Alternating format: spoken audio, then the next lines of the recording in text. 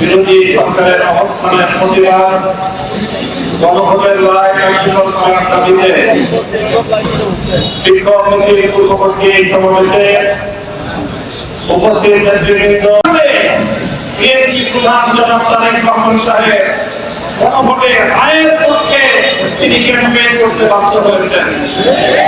আমি জিজ্ঞাসা করি, উপরে এক কথা, তলে তলে আরেক কথা বলে, এটাকে আমাদের দেশে কি বলে?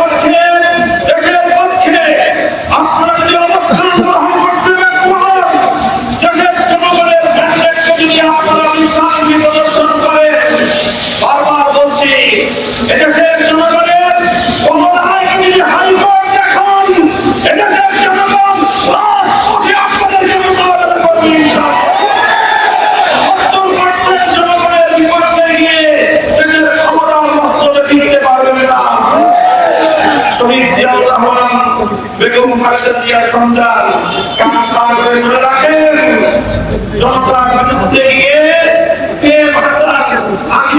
নির্বাচন করার চেষ্টা করলে পরিণাম শুধু আপনারাই বুঝবেন তা নয়।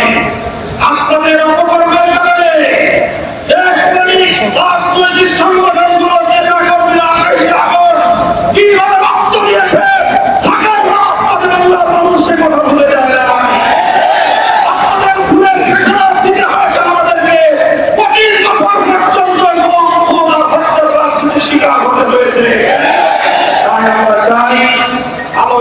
দেশ পরিচালনা করেন, জনগণের রায়ের প্রতি শ্রদ্ধা প্রদর্শন করেন, ক্ষমতায় রাজপথে সংসদে আমরা মোকাবেলা করবো ইনশাআল্লাহ।